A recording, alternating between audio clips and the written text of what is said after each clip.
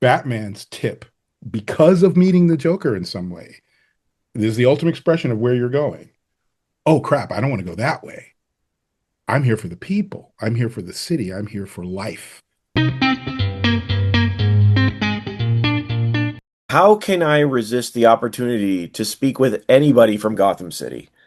And I am thrilled today to be speaking with Geoff Thorne, the executive producer of Batman Cape Crusader. Jeff, thank you so much for your time. I really Thank you for appreciate it. having me. Always a pleasure to talk about my town. I love my town.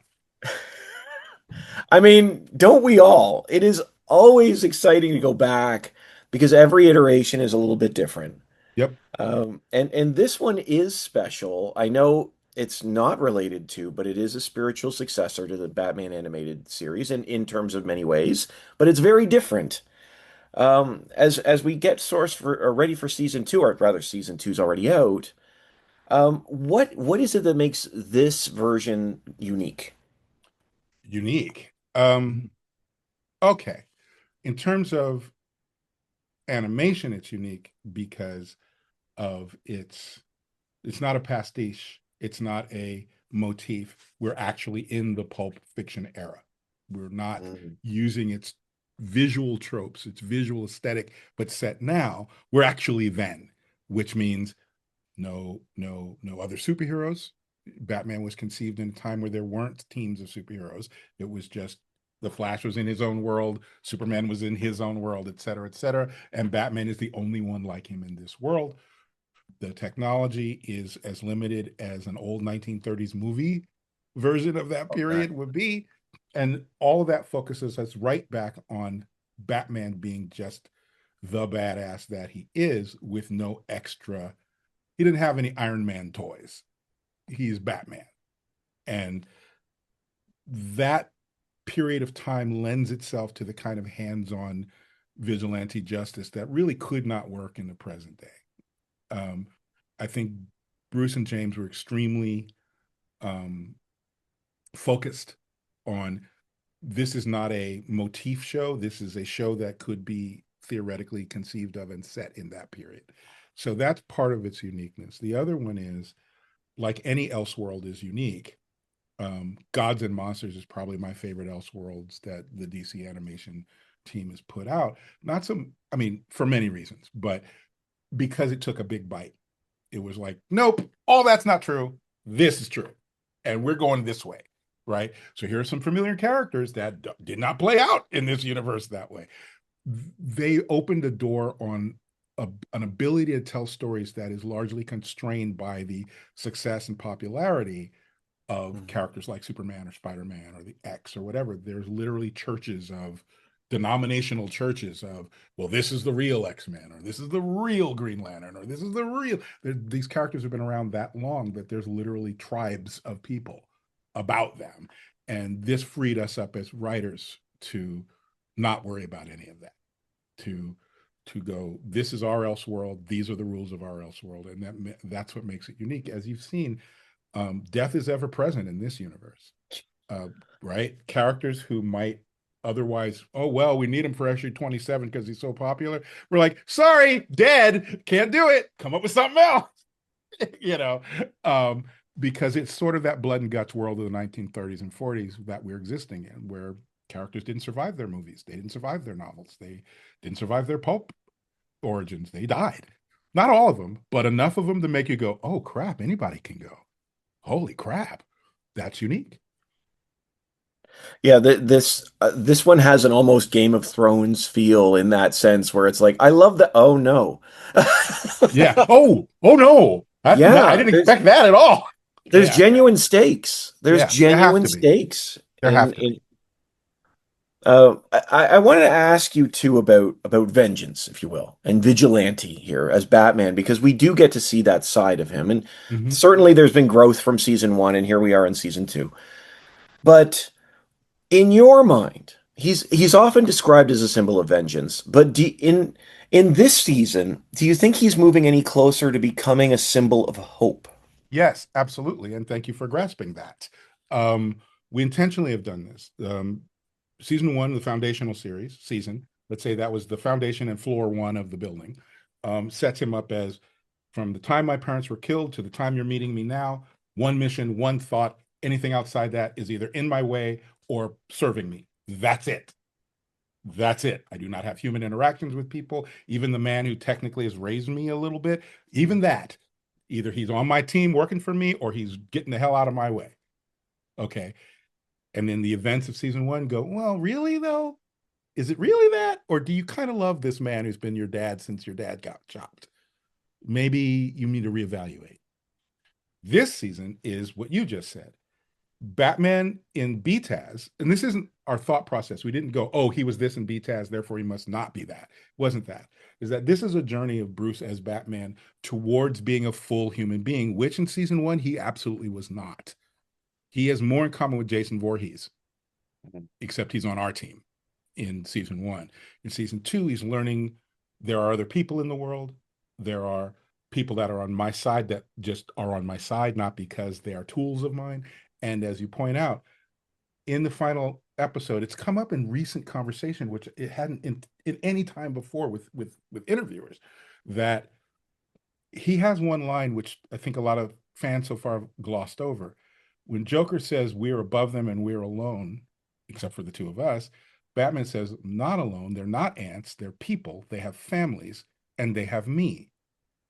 That is different than my parents were murdered by criminals and I'm going to be punishing criminals for the rest of my life. That is not the same thing as vengeance. That is, I am now stepping into the role of I'm protecting these people. This city and these people deserve what I'm bringing. It's not just payback. And that's an incremental move, but it's a move. It's a real move. And it doesn't happen without the events of this season, where he's forced to look at what is vigilantism, what is vengeance. Rose and Thorne are all vengeance. Roxy Rocket is all vigilantism, right? And then everyone sort of falls on the spectrum between that. The specter is mostly vigilante, but also a little bit of, well, wait a minute, is there room for compassion in all of this, right? And it isn't even just about the specter. It's Barbara Gordon also. Kind of, how do I feel about how I feel about this? You know, all of that pushes us towards a Batman that has to decide, am I a vigilante or am I a hero? Don't know that he's made the decision, but he's definitely on a path to becoming a hero. Well, even, I mean, the end of season one, the move from Pennyworth to Alfred is a very Yep, small thing, yep, but it's a yep, big thing. yep, yep. You mentioned more people in the world, and one of those people, I mean, as you said, they make an appearance, but the Joker is here. And Matthew Needham does a wonderful job. Um, That guy's the top he's shelf. he's great. Yeah. What is it about his Joker that you think makes it special? I think there's a lot of conversation about Kevin Conroy as Batman and Mark Hamill as his Joker being iconic, and I absolutely am in that camp. I don't know why anyone would bother trying to touch either of those performances, and I think to the credit of the season one, James, Bruce, and Ed, and everyone else, they didn't try that. No one's trying that. They were like, "This is our guys, and this is their relationship." I think I think what makes him special is that he's broken inside in a way that is similar to Batman's break, but it isn't the completely off the deep end that we've seen for many, many, many, many, many, many years. Right? This Joker lives in reality. The other Joker kind of doesn't, right? He lives in his own Joker reality. This Joker lives in actual reality. It's just a really hyper real version of reality that we don't all agree with. And that gave us space to juxtapose the way he kills, which is with laughter and apparent glee, which he considers to be false, right? Inside you are screaming. Inside you are, I'm going to die, holy crap. And some of the characters even say, oh my God, I'm dying right now, right? But while they're doing it, they're apparently gleeful. And, that juxtaposition is lunacy, but it's not random lunacy for the gag. It's, I'm trying to make a point about the world here. And that point he verbalizes with Batman. They are nothing. We are the only two people in the world. We can do whatever the hell we want. to them and about them, or not at all with them. They don't matter. Only we matter. Batman rejects that. Everything is always shaped around how does this influence Batman's character and his growth or shrinkage as a character? This is Batman Cape Crusader. It is not Batman and the villains. It is not the villains of Batman. It is Batman Cape Crusader. So you have to always look at it through the lens of how is this pushing our guy?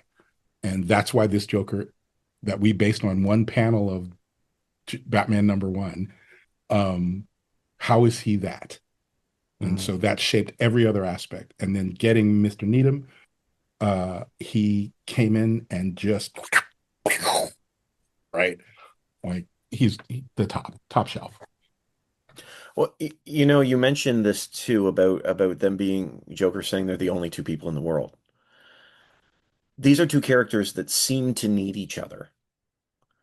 And you know, the for lack of a better term, the yin to each other's yang and whatnot. We've seen that through countless iterations, but what is it about the Joker that Batman needs uh to become that hero and push his character further?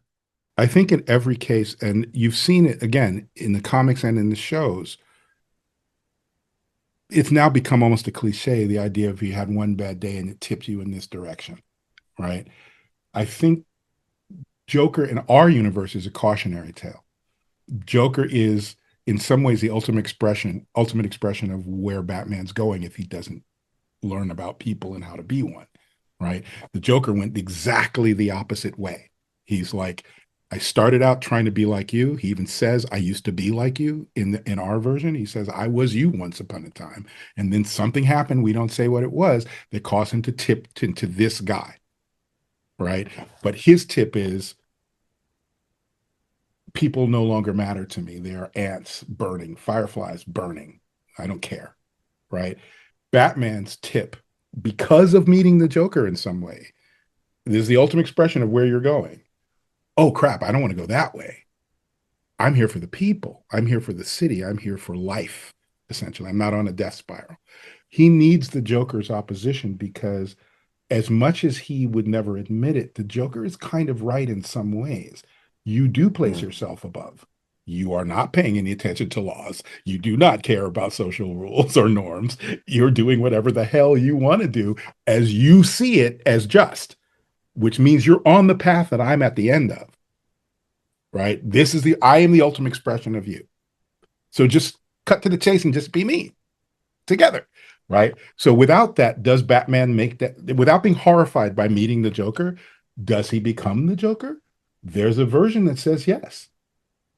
If he never meets this guy, there's no reason for Bruce to not ultimately go, the world is a bleak, ugly place, and I don't care anymore. But by meeting him now, he was averted, and now he can become the hero we all want him to be. So that's why and the Joker needs someone to freaking kill him because he needs to go. Like he's done. He's cooked. He's not coming back. Yeah. So if anyone's going to if we were to bring Joker back, ultimately, even though we did not necessarily kill him here, ultimately that conflict ends with Bruce killing this guy because he needs to go. It's not even a matter of justice anymore. How many bodies has this guy racked up? He's got to go. There's no rehabilitation, you know? So that's why they need each other. At least in this context, in this way of framing their relationship, Batman doesn't become Batman without this. He doesn't become the Batman we love without this meeting. I love that. I love that. There's a lot to unpack, but we're running out of time. Sorry. So I no, always give TED Jeff, Talks on this. Jeff, I'm excited. This is great. Just before we wrap, one more Okay. question for you. Given everything you've said here, I'm curious what you think. As a Bat fan, do you think that Batman can really help the brokenness of Gotham, or is he just keeping it from getting worse? I think if he goes it alone, he's cooked. I think Mhm. another lesson that he learns in this is that I'm going to need other people more than just as tools of whatever my thing is. I need to be connected to reality and to life and to other humans in a way that I've not been up until now. It can't just be me. It can't even just be me and Alfred. It has to be me and people. Um, and I feel like that in just life. But um, if we were to get a season three, you would see a much fuller exploration of this. Mhm. In Bruce and I, pardon me, James and I have talked extensively about how that would be realized in a potential season three, and that would be where we're going with it. If we that will be part of where we take it. Um, yeah, he doesn't win this on his own. It's not possible. He's just one dude, however rich and capable he is. He can't do it. Gotham is rough. So Gotham isn't even New York. It's rougher than New York in the 1970s. You are not going to do it by yourself. There's no way. And he has to realize it. Honestly, I hope we get season 3 and 4 and 5. Honestly, Jeff, the show is continues to be great. I Thank you love so it. much for the time. Thank you Really so appreciate it. much.